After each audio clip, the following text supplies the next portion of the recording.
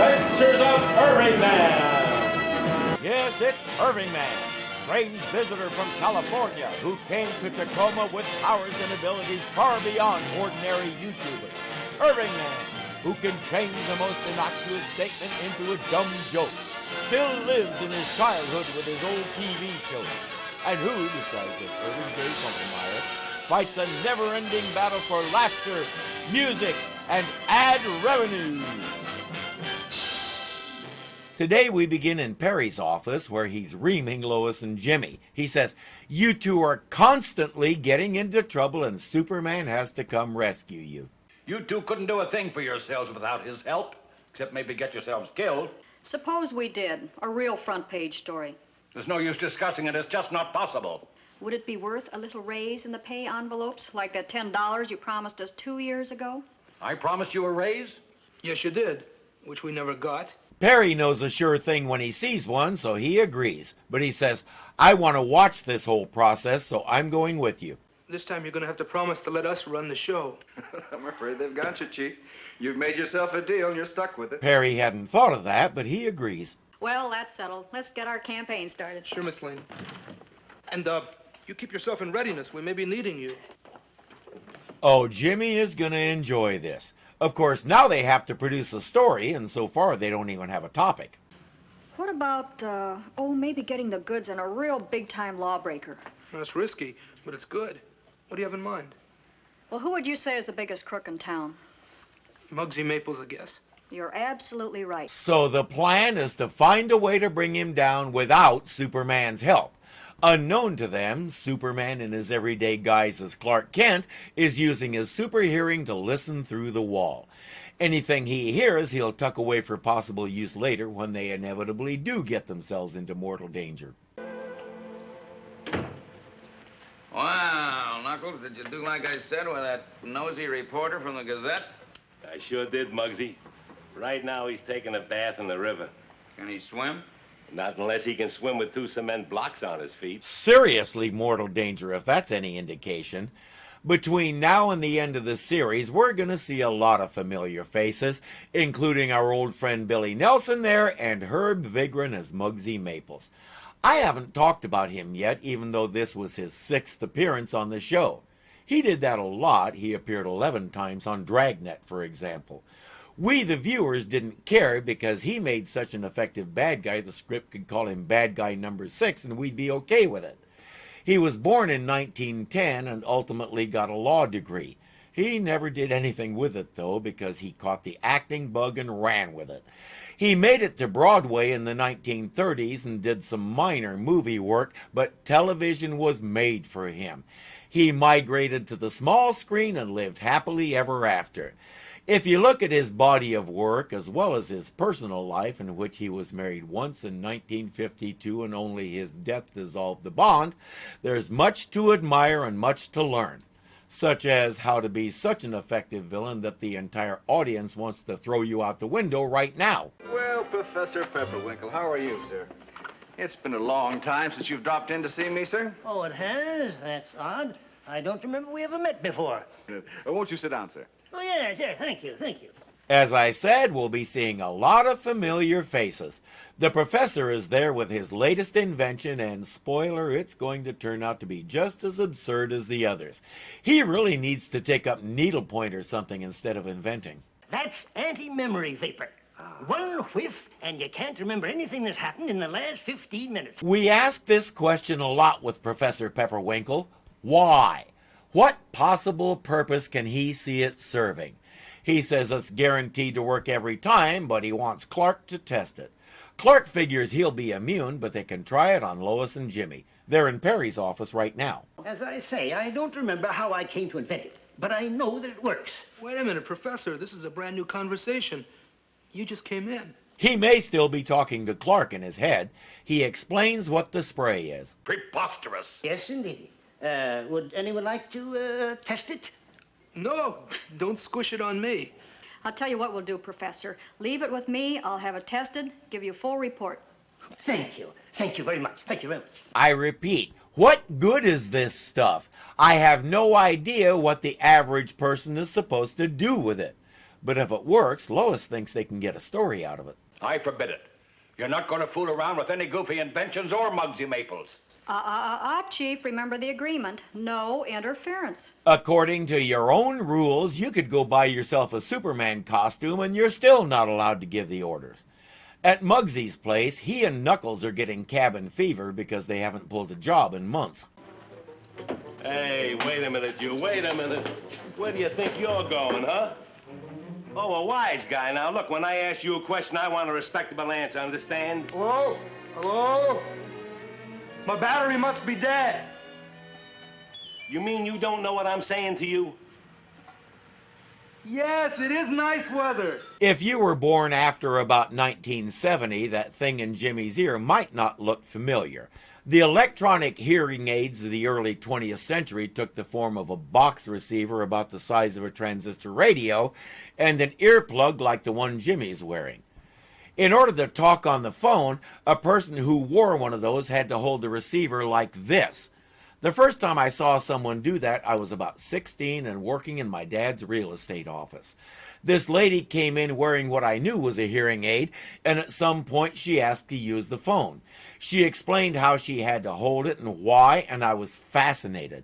And regardless of how it looked, I'm proud to say I did not laugh until after she left.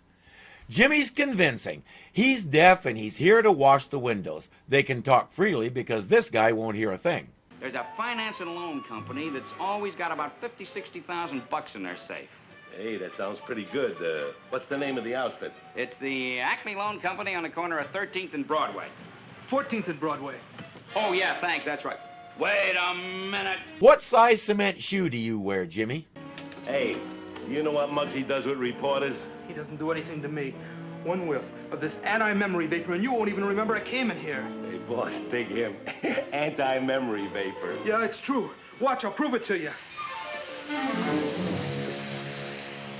I don't know why that doesn't surprise me. Suddenly, Jimmy doesn't know where he is, what he's doing there, or why he's dressed the way he is.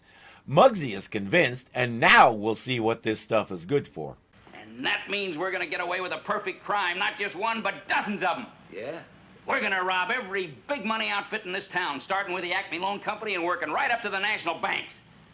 And if there are any witnesses, we just give them one whiff of this and they won't remember what we look like. They won't even remember there was a robbery. There's just one problem. The can is empty. How do you like that?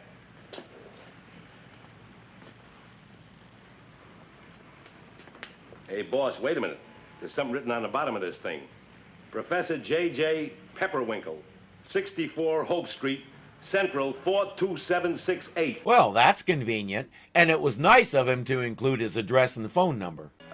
Professor, this is Dr. Horatio Maples. Me and my colleague, Dr. Nelson, is wondering if you have any more of your anti-memory vapor available. He says we have several patients here who need to forget some things that are really causing them pain and anguish, and your spray is just the thing to help them. The professor just happens to have another can, so they'll come by and get it. And when they head to the job, they'll take the professor with them. I don't know why. A daylight robbery at the Acme Loan Company. $100,000 and they don't even remember how it happened. They don't remember. That means Mugsy Maples must have pulled the job.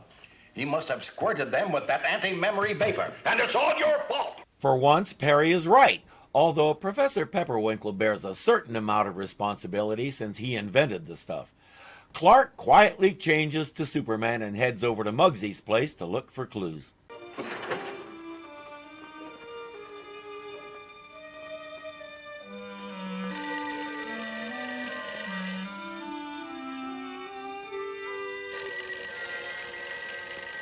That's a direct, private, point-to-point phone.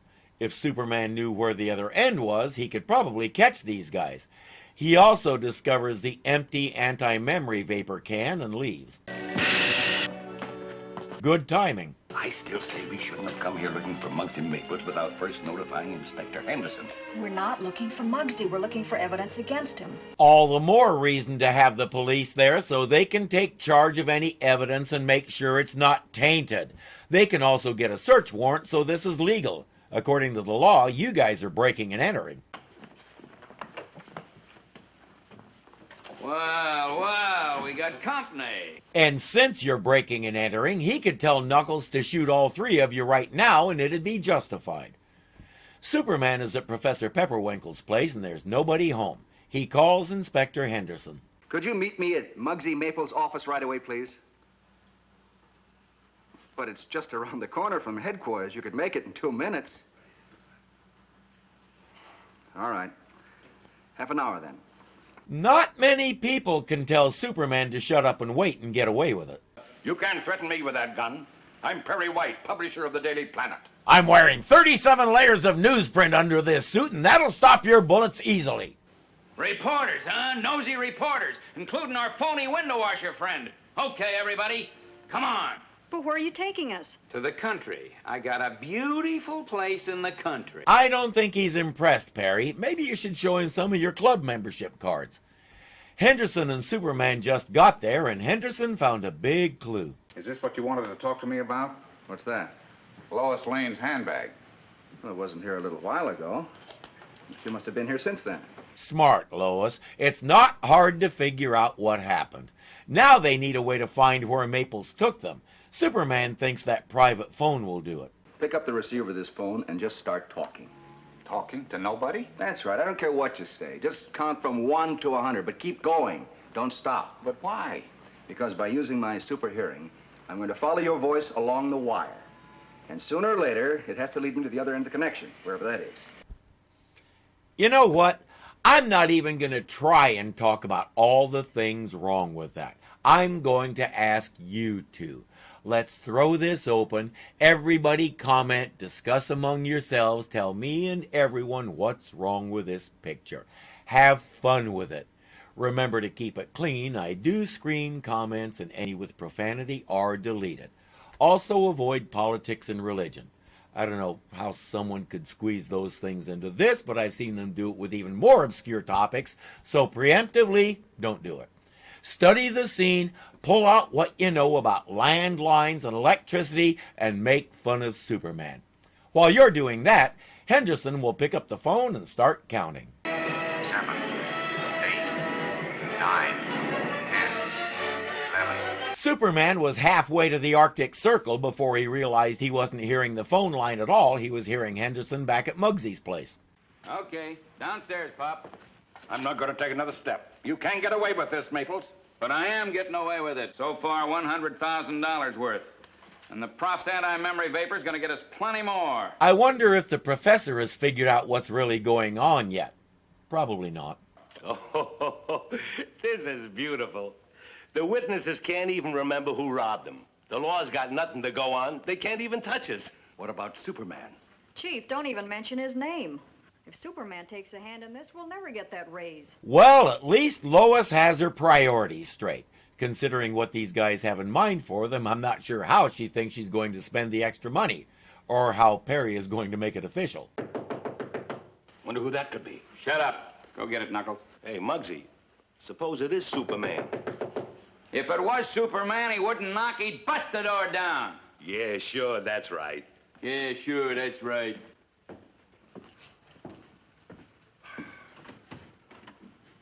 Clark. He takes them down to what looks to me like one of the old fallout shelters. Just in case them lousy commies shot their atomic missiles at us, lots of people built underground shelters stocked with food, water, and other essentials. Many cities also built community shelters for people to go to in case of nuclear war. They also make a convenient place to hold people that you've kidnapped. Come on, sit down. Get your hands behind your back. Down. Hands behind your backs. They're all tied up, and Mugsy has a somewhat gruesome way of eliminating them. Gonna take this little pellet here. Open up this bottle of acid. And drop the pellet in. And I'm gonna close it real quick. This stuff is murder. Needless to say, he just made a nice poison gas. All that remains is for him and Knuckles to get out of there. There's something wrong. The handle's broke. Or not. Remember when Clark was fiddling with the door? Now they're all in the same boat. Next time, make sure the door opens before you throw the jar. Jimmy says no raise is worth this. Perry says even if Superman does come and rescue us, you'll get the raise anyway. That's good enough for Clark. Well, there's no point in trying to keep this a secret any longer.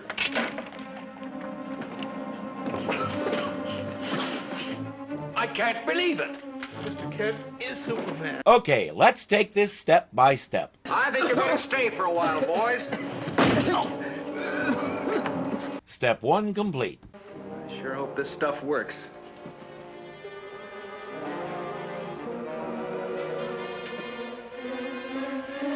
Come on, Junior. We've got work to do. Step 2 complete. Come on, Jimmy. Knock the door down. Me? Yes, you. Knock it down. Me? You. Go on. Take a whack at it.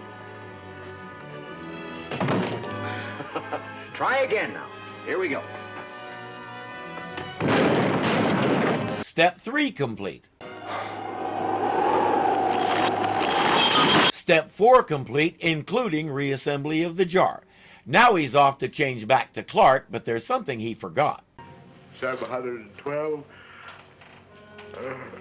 713, 714. He shouldn't have counted sheep. Counting these instead would have helped him stay awake.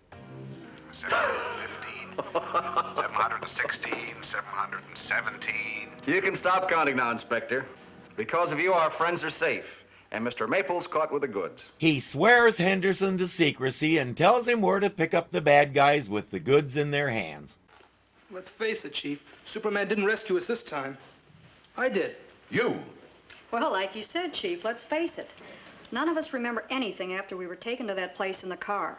So, Jimmy must have broken his bonds, knocked out the 2 crooks, knocked on the door, and rescued us. It's just too bad that can of anti-memory spray fell out of Mugsy's pocket and wiped out all their memories. But when they woke up, Jimmy was the only one who wasn't tied up, the bad guys were down, and so was the door. Ipso facto, Jimmy is the hero. A hero with a $10 raise, by the way, and Lois has the raise right along with him. Oh, dear, dear, it seems a pity. What seems a pity? That we get a raise? No, I mean, it's a pity I seem to have forgotten the formula for making my anti-memory vapor. I'll never be able to make any more. Don't you think it's a pity, Mr. Kent? Oh, I do, Professor. I do indeed. There are a great many things that'd be better for people not to remember. Yeah, such as what color underwear Clark has on, and how badly it clashes with some of his ties. Hey everyone, thanks for watching. Be sure to click that like button and let me know you enjoyed this, and if you're not subscribed yet, you know what to do. You can also become a patron and help support this channel. The link is below. Thank you for watching.